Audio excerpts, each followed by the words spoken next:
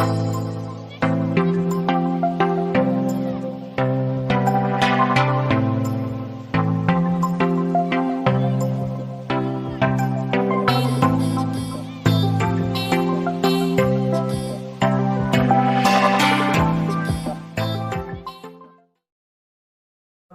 warahmatullahi wabarakatuh. Baik, perkenalkan nama saya Akmaludia, NIM 2003-05081. Baiklah, pada kesempatan kali ini kelompok saya akan menjelaskan tentang prinsip investasi modal dan menilai investasi dengan net present value. Ada 3 pemateri dalam penjelasan kali ini. Yang pertama, pemateri pertama yaitu Saudara Munir, pemateri kedua Saudara Wira, dan pemateri ketiga Saudari Misbah Al-Jajaringsih. Baiklah, selamat menyaksikan. Apabila ada yang belum jelas pada penjelasan nantinya bisa dipertanyakan dalam sesi tanya jawab yang dibuka pada WA Group. Assalamualaikum warahmatullahi wabarakatuh. Saya akan menyampaikan di beberapa materi yang sudah dibagikan oleh kelompok saya. Saya akan membacakan materi A. Pengertian investasi. Investasi merupakan tindakan melepas dana saat sekarang dengan harapan untuk dapat menghasilkan arus dana masa datang dengan jumlah yang lebih besar dari dana yang dilepaskan pada saat investasi awal.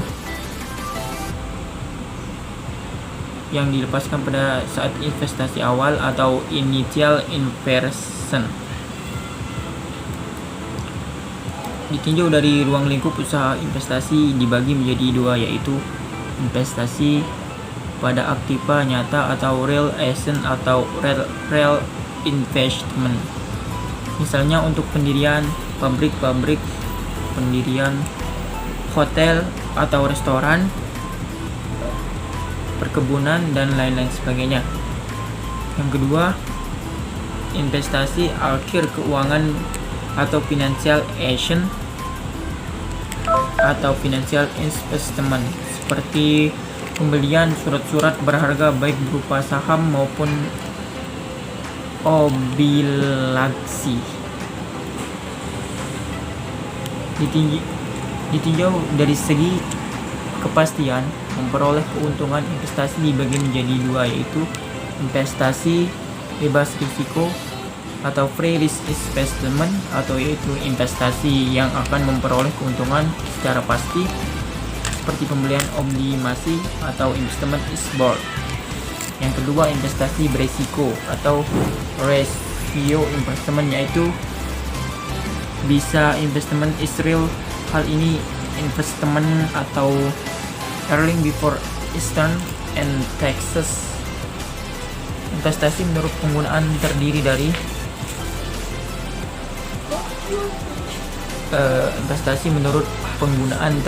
3 macam, yaitu konstruksi, rehabilitasi, pelusuran. Dan yang investasi menurut jenisnya: investasi otonomi, investasi teimbas. B. Fungsi-fungsi investasi. Kufra yang menunjukkan perkaitan di pendapatan nasional dinamakan fungsi investasi. Jadi investasi dibagi menjadi 2, yaitu sebelah kanan yang berarti makin tinggi fungsi atau kufra investasi yang sejajar otonomi, dan fungsi investasi yang semakin tinggi dinamakan investasi terpengaruh dalam sumber datar dinamakan investasi otonomi, dan fungsi investasi yang semakin tinggi apabila pendapatan nasional meningkat dinamakan investasi terpengaruh. Dalam analisis makroekonomi biasanya dimisalkan bahwa investasi perusahaan bersifat investasi otonomi. Menurut Josh Oliver, Investasi autonomi investment dipengaruhi oleh perkembangan yang terjadi di dalam jangka panjang, seperti tingkah keuntungan investasi yang diramaikan atau diperoleh, tingkat bunga, ramalan mengenai keadaan ekonomi di masa depan, kemajuan teknologi, tingkatan pendapatan nasional dan perubahan-perubahannya, keuntungan yang diperoleh perusahaan. Kriteria investasi. Payback periode adalah waktu yang dibutuhkan agar investasi direncanakan dapat dikembangkan atau waktu yang dibutuhkan untuk mencapai titik impas. Jika waktu yang dibutuhkan makin pendek, proposal investasi dianggap makin baik. Kedampe pun yang dibutuhkan makin pendek, proposal investasi dianggap makin baik. Kendati pun demikian, kita harus berhati-hati menafsirkan kriteria payback. Kedua, benefit. Rasio mengukur mana yang lebih besar biaya dikeluarkan dibandingkan hasil output. Yang tiga, now versus value. Perhitungan dengan menggunakan nilai nominal dengan menyesatkan sebab tidak memperhitungkan nilai waktu dari uang. Dan yang ketiga, internal rate of returns. IRR, internal rate of returns adalah nilai tingkat pengambilan investasi dihitung pada saat NPN sama dengan 0.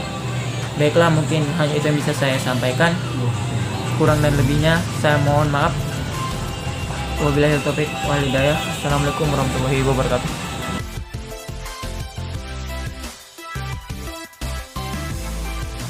Faktor-faktor yang mempengaruhi tingkat investasi. 1. Tingkat pengembalian yang diharapkan atau expected rate of return, yang dipengaruhi oleh kondisi internal perusahaan. Kondisi internal adalah faktor-faktor yang berada di bawah kontrol perusahaan, seperti tingkat efisiensi, kualitas SDM, dan teknologi. Sedangkan faktor non-teknis seperti kepemilikan hak dan atau kekuatan monopoli, kedekatan dengan pusat kekuasaan, dan penguasaan jalur informasi. B. Kondisi eksternal perusahaan. Kondisi eksternal yang perlu dipertimbangkan dalam pengambilan keputusan akan investasi pertama adalah perkiraan tentang tingkat produksi dan pertumbuhan ekonomi domestik maupun internasional. Yang kedua, biaya investasi. Hal yang paling menentukan adalah tingkat bunga pinjaman. Makin tinggi tingkat bunganya, maka biaya investasi makin mahal. Akibatnya, minat akan investasi makin menurun. Namun tidak jarang, walaupun tingkat bunga pinjaman rendah, minat akan investasi tetap rendah.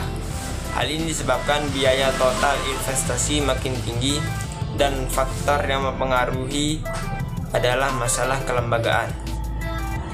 A. Marginal Efficiency of Capital atau MEC, tingkat bunga, dan Marginal Efficiency of Investment atau MEI. B.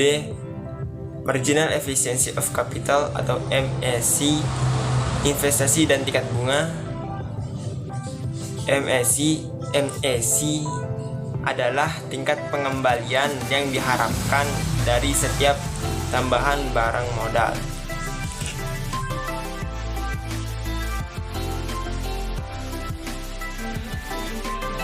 Perkenalkan, nama saya Misbah Aljajaningsih. Di sini saya akan menjelaskan metode penelitian dalam investasi.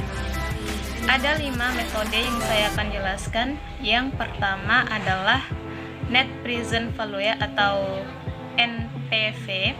Yang kedua adalah Internal Rate of Return atau IRR. Yang ketiga adalah Payback Period atau PP. Yang keempat adalah Profitability Index atau PI. Dan yang terakhir adalah Accounting Rate of Return atau ARR. Pertama, saya akan menjelaskan tentang NPV atau Net Present Value. NPV adalah kriteria terpenting dalam evaluasi sebuah investasi dan merupakan tujuan manajemen keuangan suatu perusahaan untuk meningkatkan atau menciptakan nilai tambah bagi para pemegang saham. NPV adalah jumlah yang dihasilkan sebuah proyek investasi dan nilai investasi yang diperlukan, ataupun selisih investasi sekarang dengan investasi awal. Dalam metode ini, pertama-tama yang dihitung adalah nilai sekarang atau PV dari keseluruhan proses yang diterapkan atas diskon rate tertentu. Kemudian, jumlah present value dari keseluruhan selama usianya dikurangi dengan present value dari jumlah investasinya atau initial investment. Selisih antara present value dari keseluruhan dengan present value dari pengeluaran modal atau capital outlays dinamakan nilai neto sekarang atau net present value. Adapun kelebihan dari NPV ini ialah yang pertama, memperhatikan nilai waktu daripada uang. Yang kedua adalah mengutamakan aliran kas lebih awal. Yang ketiga adalah tidak mengabaikan aliran kas selama periode proyek atau investasi.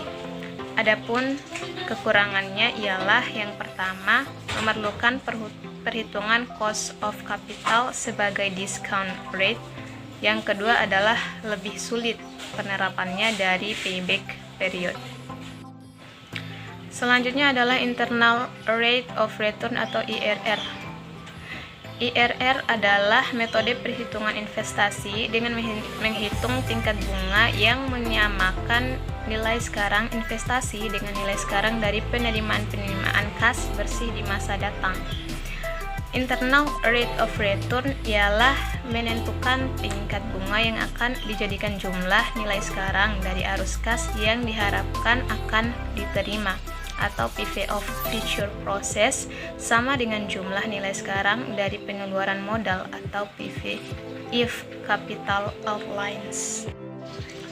Adapun kelebihan dari IRR adalah yang pertama, tidak mengakibatkan aliran kas selama periode proyek. Yang kedua adalah memperhitungkan nilai waktu daripada uang. Yang ketiga adalah mengutamakan aliran kas awal daripada aliran kas belakangan.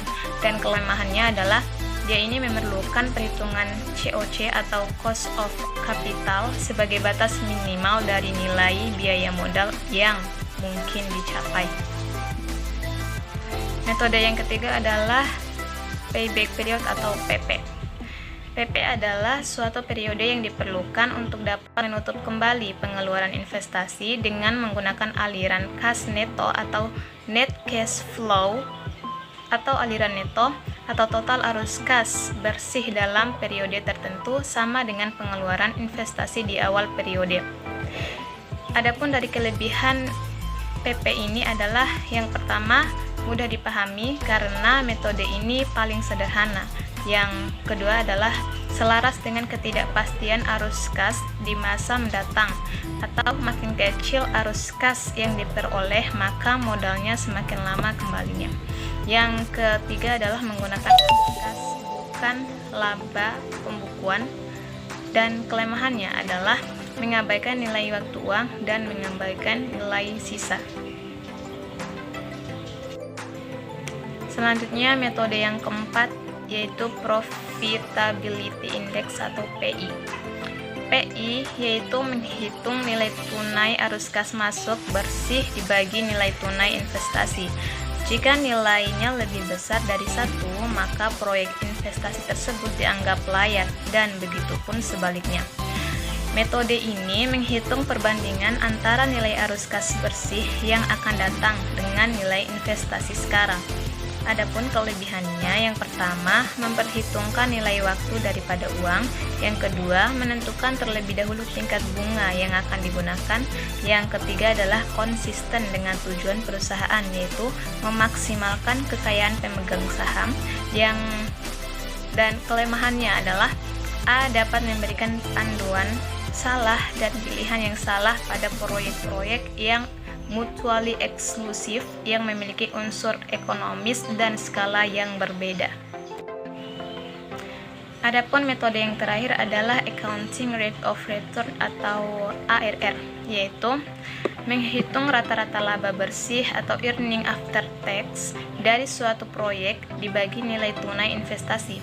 Jika hasil lebih besar daripada biaya modal proyek, maka dianggap proyek tersebut layak, dan begitu pula sebaliknya.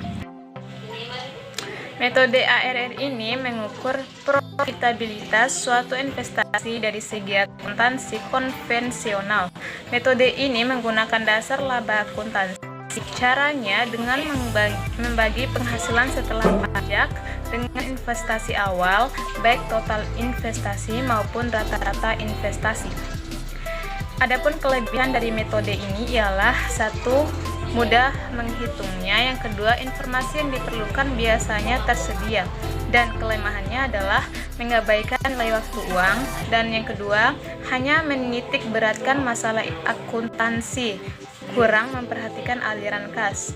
Yang ketiga, pendekatan jangka pendek antara rata-rata menyesatkan, dan yang terakhir kelemahannya yaitu kurang memperhatikan lamanya jangka waktu akuntansi. Penjelasan dari kelompok saya dapat kita simpulkan sedikit bahwa apabila kita mulai investasi, maka perhatikan apa kelebihan dalam metode yang kita gunakan, apa kekurangannya ada dalam metode yang kita gunakan. Sekian dari kelompok kami. Apabila ada yang belum jelas, silahkan dipertanyakan. Dan sekian dari kelompok kami, kurang lebihnya kami mohon maaf. Wabillahi taufiq wal hidayah. Assalamualaikum warahmatullahi wabarakatuh.